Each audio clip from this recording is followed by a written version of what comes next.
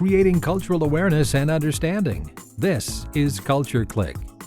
Culture Clique is written and produced by KQAL FM on the campus of Winona State University. Today on Culture Clique, we continue our series Legalizing Recreational Marijuana in Minnesota with the public's opinion. We get an insight on other ideas or what others generally think about the legalization, and if it is a big deal or not, and how this affects those seeking work. This is Ventress Heron on today's episode on Culture Clique. First, we start off by having a conversation with Winona State students. What do y'all think about the legalization of marijuana in Minnesota? I don't care about it, bro. Don't care? I don't even care for it, bro. People are doing it even when it's illegal, so it's like... Doesn't really affect y'all, affect anything? Not really, cause... For sure. I don't think. Appreciate y'all boys. Appreciate it. How do you think the legalization of marijuana will affect Winona State's campus? I think for campus-wise, I think crime will probably go down. I don't think kids will get in as much trouble as usually getting caught with weed. But now that it's legal, kids will not be afraid to try to hide it away or take extra precautions trying to hide it away.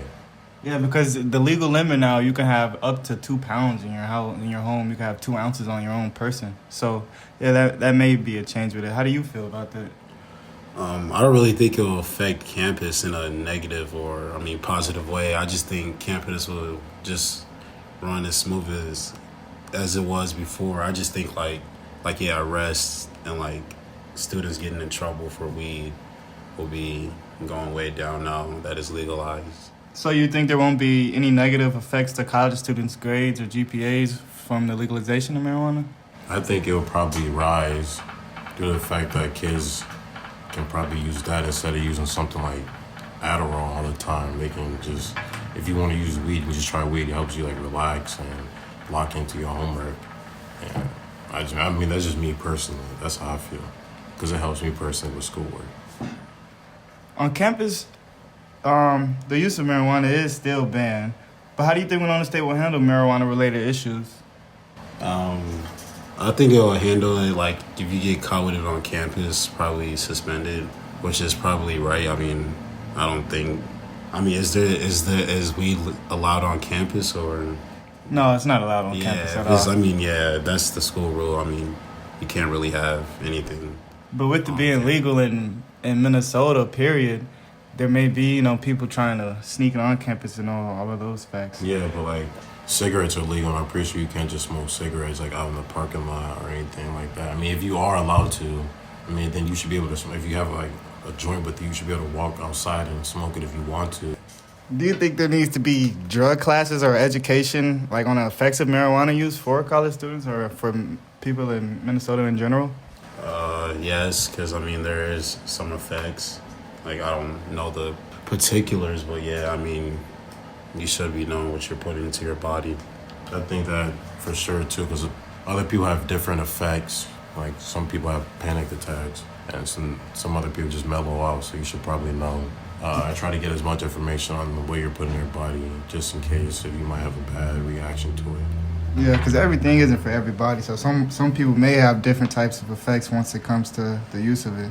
But how do you think the perception of marijuana use changes with it now just being legal and looked at other drugs like alcohol or whatever that's legal? Probably not looked down upon like it has been in the past. Because everybody in the past, probably if you smoked weed or if you know somebody who had weed, you probably thought they were a crash out or got nothing going on and they're a bum and they're lazy. But people like LeBron, KD, they smoke. And a lot of successful people smoke, and now they're making it legal. And it's showing that it's not really harmful to most people. The legalization of marijuana in Minnesota, how do you think the effects of it being at work, or how do you think they will regulate the use of it at work for employees? If people need it to work, I feel like they should, only allow those people to smoke. But I don't really have too much thought or too much to say about it. But how do you think the perception of marijuana use changes with it now being legal in Minnesota? I feel like everybody's gonna be doing it. Everybody's trying to plant their own marijuana, and they're just gonna have fun with it, in my opinion. Yeah, you probably gonna have to have a license to plant it and grow it. But do you think this will have a positive or negative impact? I feel it's gonna be both, because too much of everything is bad.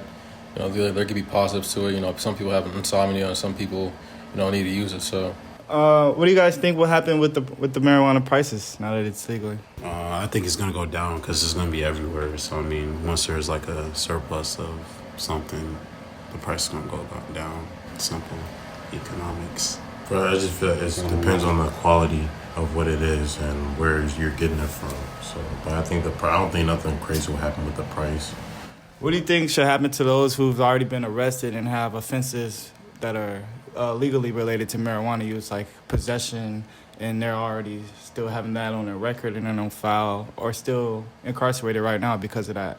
What do you think should happen to those people? I mean, like the people who have like sentences for like under 2 pounds or 2 pounds should be good. And like I feel like the ones who like have them over should at least be like cut some way shorter. Some type of slack, or go like on probation or something. So the charges should be dropped for those under 2 pounds? Yeah. For me, I think if you have if you got caught smoking weed, anything on that on your record should be like dropped. But like if you was selling like a crazy amount, but just like anything, like if you got caught selling Adderall, like I don't think like they just let you get off free even though it's legal. Or they keep like if you sell loose cigarettes or something like that, it's not legal. They still gonna put you in jail. So I mean, still be consequences for that. I mean, you guys should still get dropped as a legal thing. So whatever it shouldn't, because I'm pretty sure if you have it on your record, it's charged as a felony because it was illegal. But now it's something that's legal. They have to change however they prosecute a legal product if somebody had a lot of it. Yeah, so shouldn't they like get a reduced sentence or get the charges dropped or expunged off of there? Mm. Yeah, I feel that. What do you think? I think they're doing it before it was legal, so I think their sentences should still stand because it was illegal before then. You think they should get some slack cut? You don't think so? I don't think so. They're committing a crime back then. This stuff wasn't legal back then, right. So they're breaking a law. So they should still have that on their family. Yeah, they should still be prosecuted and they should still be, incarcerated. In my opinion. Facts. That's deep opinion. Do you think there needs to be drug classes in education, like on the effects of marijuana use for its users, or? Yeah, I mean, everybody needs to know. Everybody needs to know that the effects. They need to know more about what it can cause, what it can do to your body, and they just need to know the positive and the negatives of it. How do you think it will affect Winona State's campus? Now that's legal in Minnesota. I feel like there's gonna be an increase in the use of marijuana on the campus, and I just. You think that's gonna be positive or bad, like for grades and GPA wise for students? I feel like if some people get carried away with it, it can affect their grades. But if they're using it in a manner that won't affect their grades, I feel like it'd be a positive thing. So I'd say it'd be both good and bad. Well, thank you all for your time, and that's all we got for today. Yeah. So what do you think about the legalization of marijuana in Minnesota? Man, it's about damn time, you know what I'm saying? I think it should have been coming for a minute, and now it's here. I think if we legalize it, we prevent any chances of it being tampered with. So there's a safe way for people to use municipal drugs instead of drugs being tampered with. For sure. Appreciate it. Next, we talk to a Winona resident who's not a student. Hello, sir. How are we doing today? I'm fine. How you doing? I'm good. So starting August 1st, weed is now legal for adults 21 and older to use and possess. And the possession of 2 ounces or less in public is not a crime, while also possession of 2 pounds at home is legal, and you're able to grow up to 8 marijuana plants. So how do you feel about this legalization?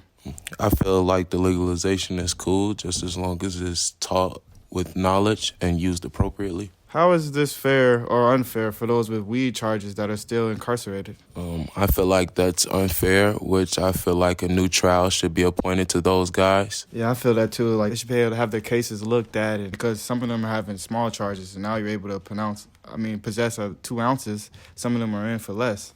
Yeah, I feel like the charges doesn't match up to the overall crimes that's really out here being committed and that still go unsolved each and every day.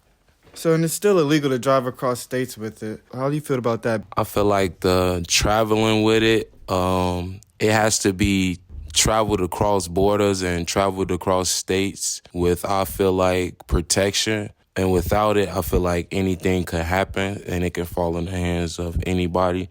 So the stipulations and the rules that's put on it, I feel like it's cool, but yet still strenuous. Getting tested for marijuana at work, how do you feel about that? I feel like the testing or the random testing at job sites all across America, I feel like it's wrong because that's people's personal life, and that has nothing to do with what's happening on the job floor.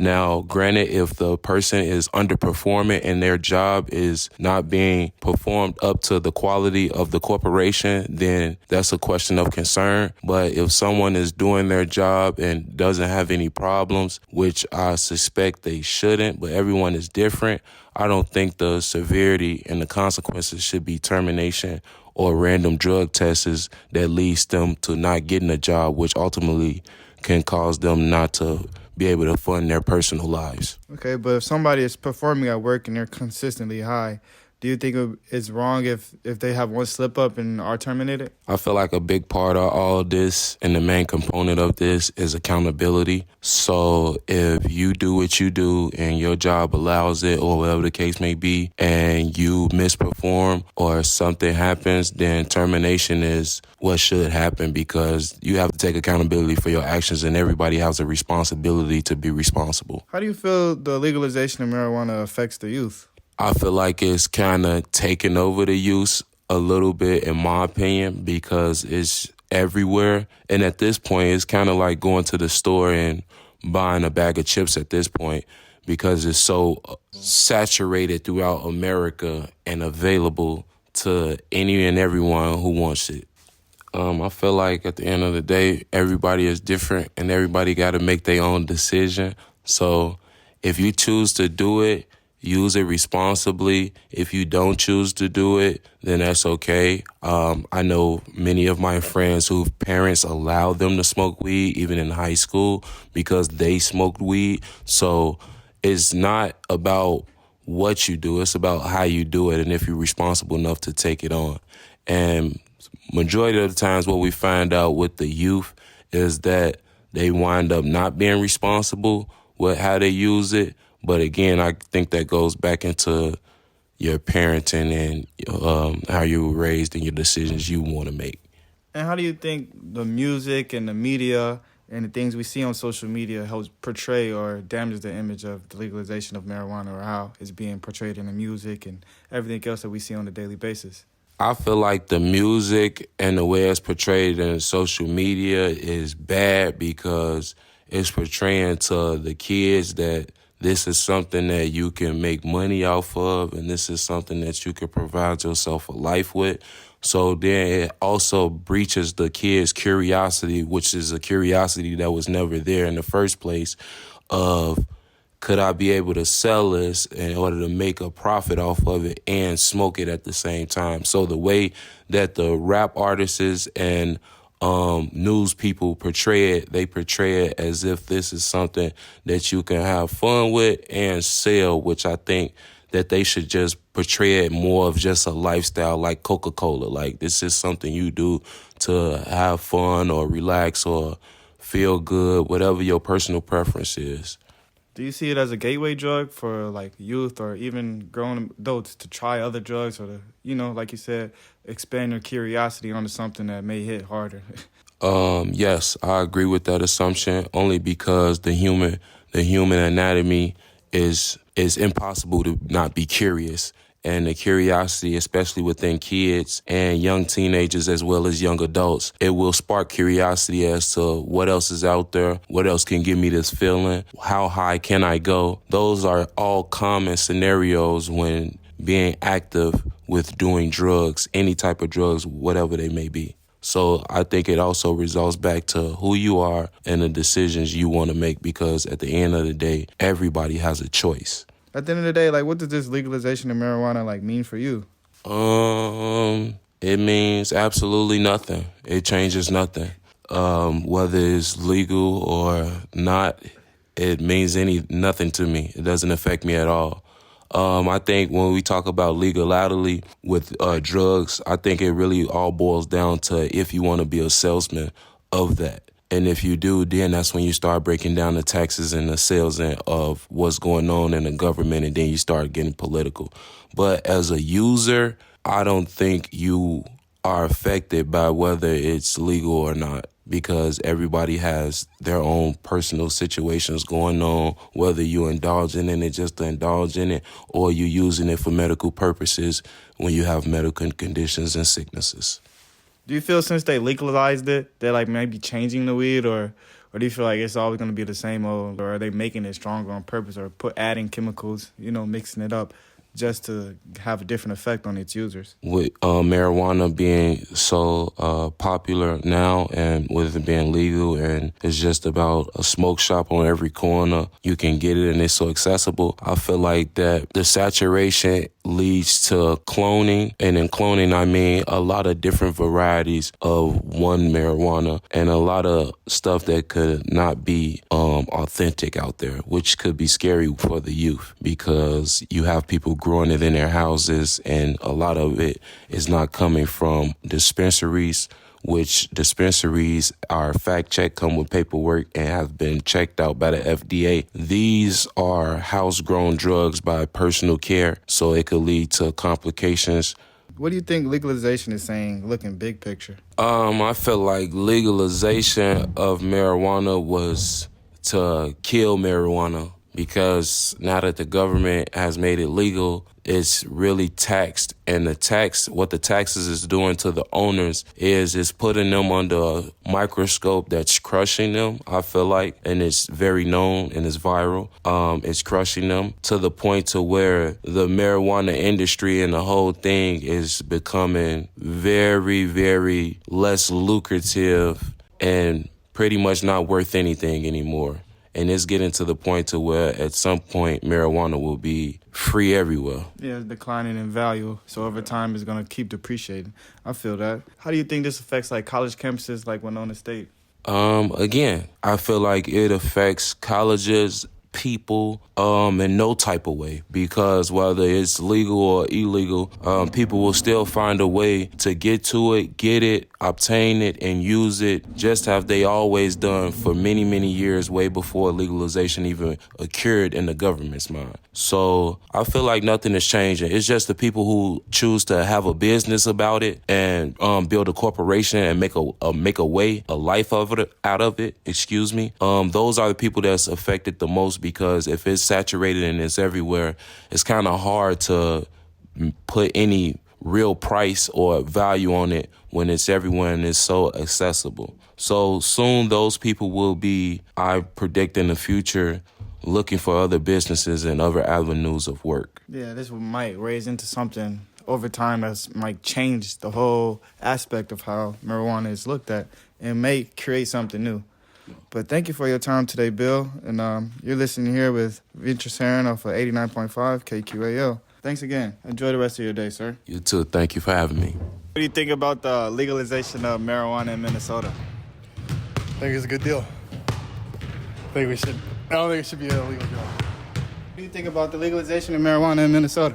I mean, not really. I don't really see a difference, honestly, with it, Don't see a difference? Yes. Finally, we have our interview with Mike Dieter of Express Employee. Today we're here with Mike Dieter from Express, and we have some questions for him today about the legalization of marijuana in Minnesota. So to start off today, how are you doing? Hey, doing good, Ventress. Thanks for having me on. That's good. It's nice to have you here. So just to start off, do companies have to update their drug policies to, mitigate the legalization of marijuana in Minnesota? Absolutely. So with all the changes that we saw with that last legislative session, everyone's had to adapt and be okay now with something that's kind of been a taboo thing for a while. So legally now in Minnesota, employers, the burden is on them to prove if they have a safety-sensitive position or not. And a long list of different things that qualify that, whether you're around children or maybe you're in healthcare or a CDL license operating heavy equipment. Yeah, those would all count. But just the opinion of somebody who's making the hiring doesn't actually allow it. So do employees have to be educated on the company's new marijuana rules, or? You never know what each company is going to, what they're going to do. And so probably good for a candidate to either do their research and educate themselves on what would be a safety-sensitive position, and then also knowing your rights. And so if an employer chose to go rogue and go outside of the new Minnesota guidance, knowing their rights, if it would be okay or not to make that a prerequisite for employment.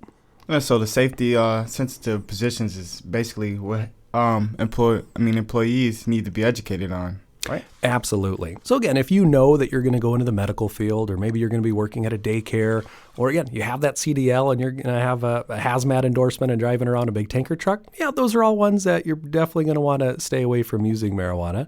But again, as a consenting 21-year-old adult, if you choose to partake, and let's say you're in a general assembly position or maybe even a customer service position, really no longer employees have that right to ask you and to test for that. So how do employers ensure workplace safety? Oh, great question, right? So none of the positions that are non-safety sensitive can do a pre-employment drug screen, but all the companies can still do reasonable suspicion or a post-accident.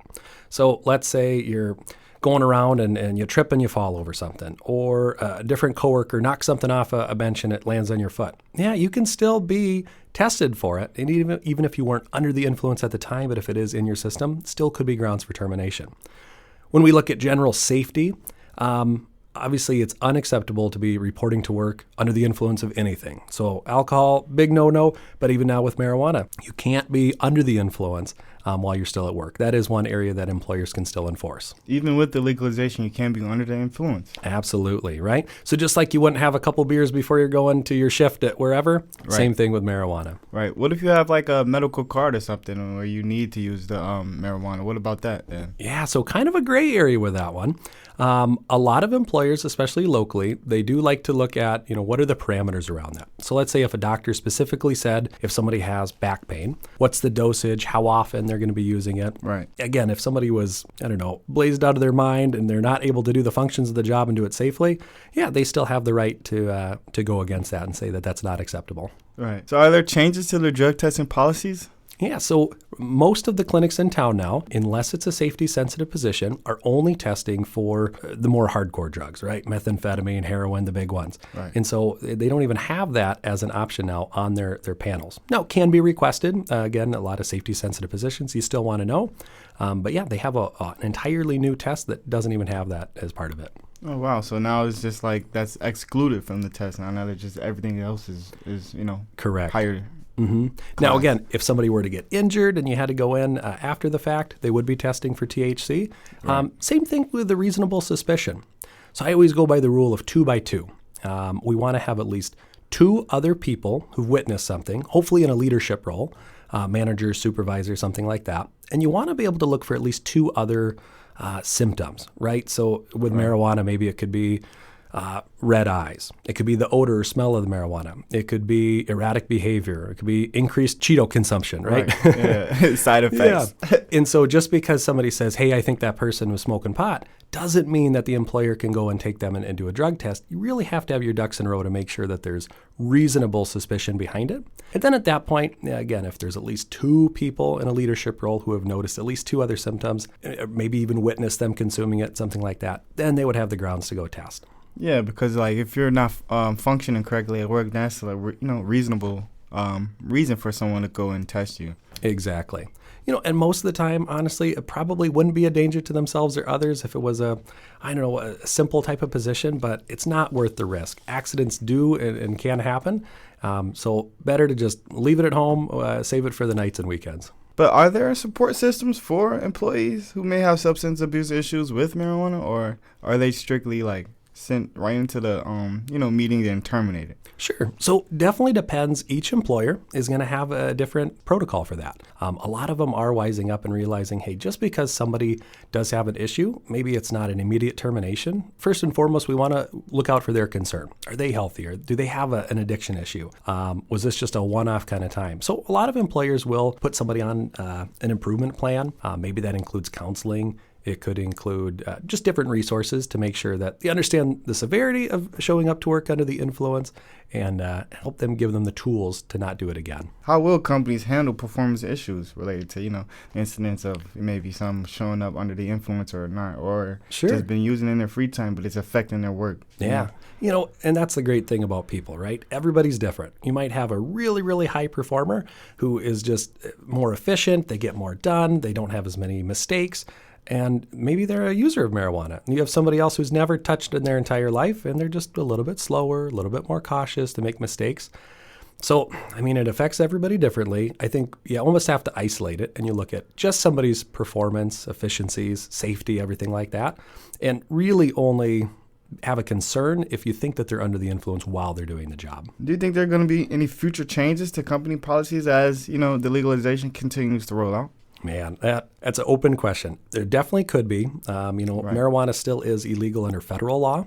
And some companies have tried to take that as a hard stance and say, well, it's illegal federally, so we're going to go with the federal law that trumps state law.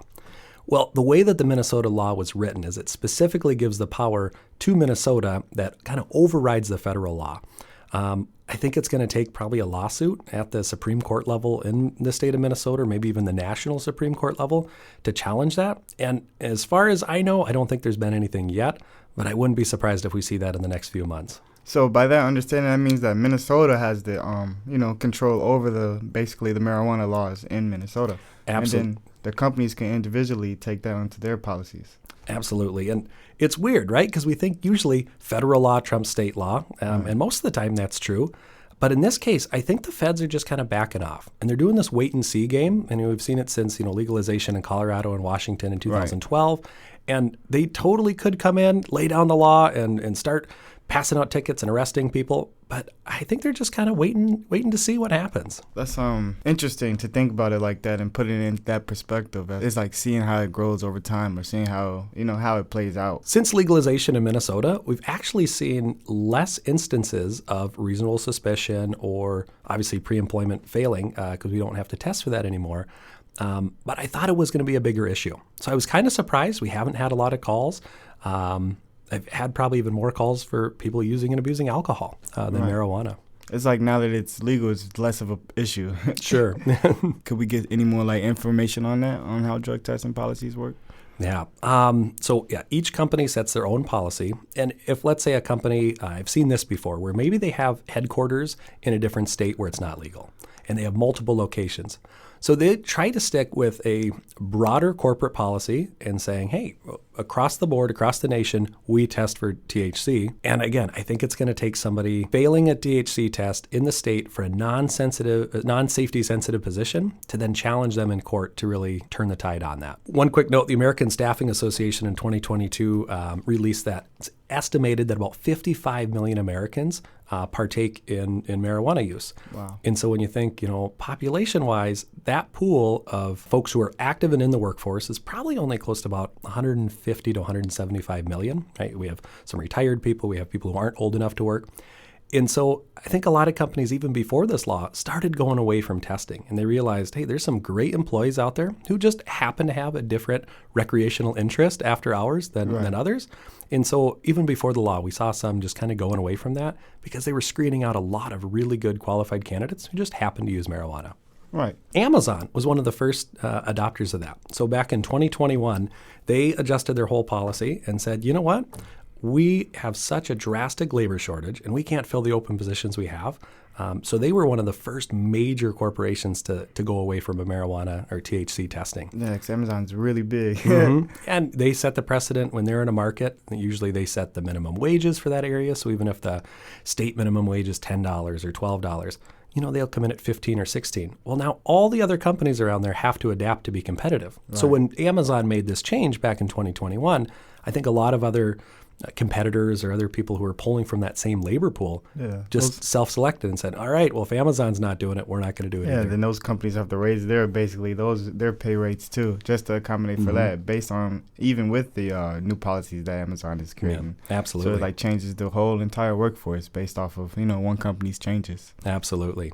And there's a morality issue, or marijuana's just been taboo in society for a long time. And I think a lot of local employers, this has challenged them quite a bit, of if their personal beliefs are against it, they still have to realize that times are changing. Just because they choose not to partake in it themselves, they can't also dictate that for their employees. Yeah, they have to look at everything with an even scale instead of, looking at it one-sidedly. Mm-hmm. And just that alcohol is not acceptable in the workplace during working hours. Marijuana, they still have that, opportunity to say it's not okay here, But we understand you're an adult and you can do what you want to do on your own time. Right, like there's a time and place for everything, and here is not the time. Exactly. Yep. Thank you for being on the show here today. Yeah, thanks for having me. I appreciate your time. Thanks again to those who volunteered their words and thoughts on this subject, and also to Mike Dieter for informing us about how this works when seeking employment. To learn more about Express Employment Professionals, be sure to check out their website at www.expresspros.com. Be sure to tune in next Thursday at 12:30 for our final episode of our series, Legalizing Recreational Marijuana in Minnesota, where we wrap things up. I'm Ventress Heron, and you just heard the public's opinion and from Mike Dieter from Express Employment Professionals. Creating cultural awareness and understanding. You've been listening to Culture Clique. Support for Culture Clique is made possible by the Minnesota Arts and Cultural Heritage Fund. Culture Clique is produced by KQAL-FM on the campus of Winona State University. For more information, look us up on the web at kqal.org. And thanks for listening to Culture Clique.